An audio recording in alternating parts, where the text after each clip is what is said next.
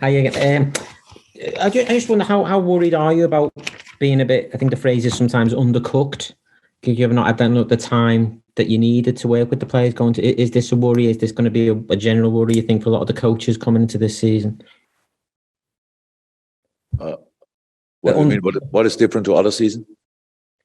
Just because of the time, it's obviously an earlier start to this season. It's obviously a very strange season for many different reasons. I said already, we have to extend our preseason into the season, but I think most of the team will do it. Most of the teams have to do that. So we will now not have a normal preseason week between City and Fulham, but we will do more than we would do in a normal week during a season. Like in week 5 or 6, usually when we are still not playing Champions League, and we have usually then a normal week for Saturday, Sunday, whatever. And but we are actually used to that, and we can. I have no time today, to be honest, to talk to go that deep into it. But it's about you, and I said it plenty of times. If you ask me that question, and I'm the look like the only moaner or lonely moaner in the corner, and then always talks about what the players have to do and all these kind of things, that the international players don't have enough breaks. I think we all agree, but the only one who's talking about it, I'm not sure I'm the only one. I don't read newspaper, but not enough people obviously so far talk about it. So yes, preseason is generally too short, but that's why we extended into the season. That doesn't help for the first games, but it helps for the long term, and that's actually the idea. If you just clarify something, did you just say earlier that you're actually having a friendly the day after Fulham as well? Because that would be just going to. I mean, that's quite unprecedented, really, that you have to do that. A friendly after the season's already started. We did that last year as well. Right. Okay, sorry. Yeah. Who was that against anyway? I'm not sure if I'm allowed to say that. It will be behind closed doors. Not yet. Okay. Right, so that's fine. Thank you. Welcome. Chris McKenna. Jurgen, are you expecting Manchester City to play in a different style now? They brought in somebody like Haaland, who's given them that more centre focus. And will this game, I suppose, give you an insight into what that will be like ahead of the league meetings you'll have this season? We watched the Bayern game, obviously, and it was not too different, but it was good. And Erling scored a Man City goal, like a square ball in a 5-yard box, 6-yard box, sorry. And that's so far as it didn't change a lot. They have the same problem as we have. You cannot really. They are not used to Erling's natural runs, like we are not used to Darwin's natural runs yet. When Darwin offers a run, we give him the ball all the time, which is it's not helpful because he's often a job for a guy who stretched the formation of the opponent is there to create space between the lines, these kind of things.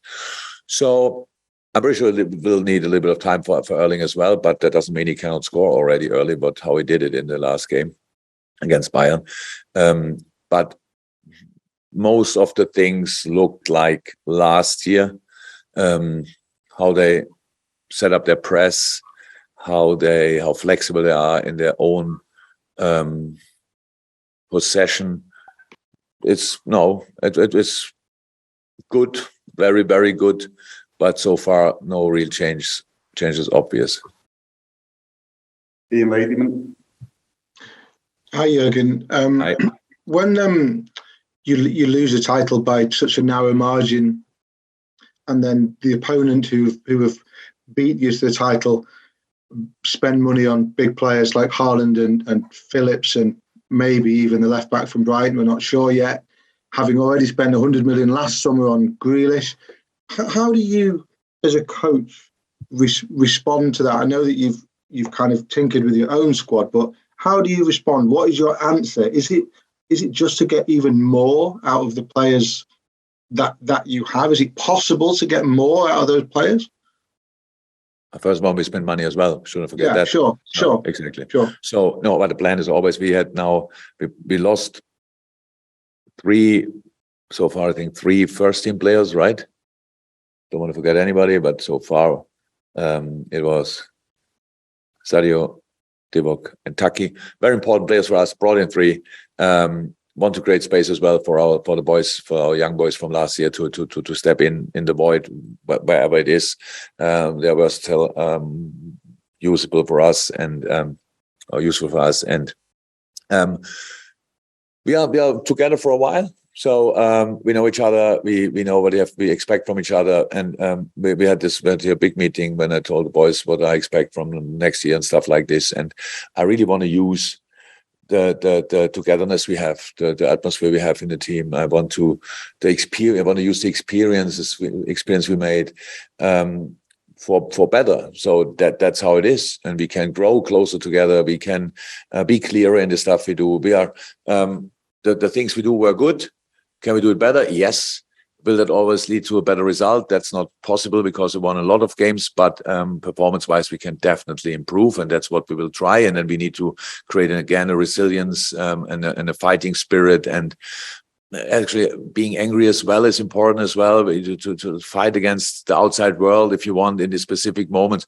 All these things we can do. We don't know where that will lead us to, but we know that it will improve us, and based on the things we know they are good when we bring them on the pitch, and that's very important. That we really are, again, first and foremost, this team nobody wants to play against, because when they have the ball, they need to feel pressure everywhere, and when we have the ball, but we have to do that more consistent even. And when we have the ball, we have to create new ways. We have to help the boys with positioning and stuff like this. We can not invent ourselves new, that's not necessary, but include things here and there. And that's what we were really working on. And that was why I was so happy about the last half an hour last night, because the last half an hour was a real whirlwind. It was really good. We put them under pressure. We didn't score, I know that. But the way we created against a then deep defending side was really special, and I was really happy with that. Some of the quality of and the consistency of results of Liverpool and Manchester City has become so normal that we now take it for granted. But when you look at it on paper, it's just ridiculous, the fact that the two of you just don't really lose football matches, really. And it's almost perfect. And yet when that perfect doesn't win you the title, that must kind of, I don't know, does that just not kind of fry your brain a little bit?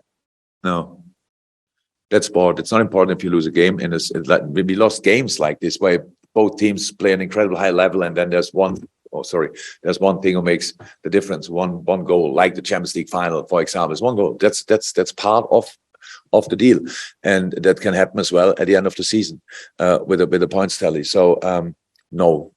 That does make me didn't understand or don't know the phrase you use, but that didn't turn me crazy or whatever, and neither the players, because it's part of the deal. And if there's anything what we can do with it, then we can use it to get even more determined. And let's see. There's no guarantee for any kind of further results. We will not win one football game this season because we won it last year. Not at all. It makes it even more difficult because everybody wants to knock, to hurt us, to win against us, to get a point against us. It's completely normal. So it will be really tough, but we will give it a try anyway.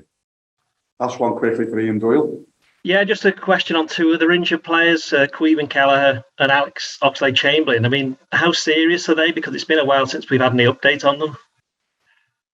We've had something felt something after the international game, but everybody told him, medical departments there told him it's fine, will be good after holiday. He came back, first training, felt it again. We checked it and it was not good. So I think we will be another 2-3 weeks, and it should be fine. And with Oxlade, it will take longer. It's a serious hamstring injury, and it will take longer. So, but it's a hamstring, and we all hate this word. We hate the injury, but it anyway happens from time to time. And now Ox was the one. I mean, do you know whether he needs an operation or not? No. No operation, no. Okay, thank you. Yeah. Okay. Thank you. Thank you very much. Bye.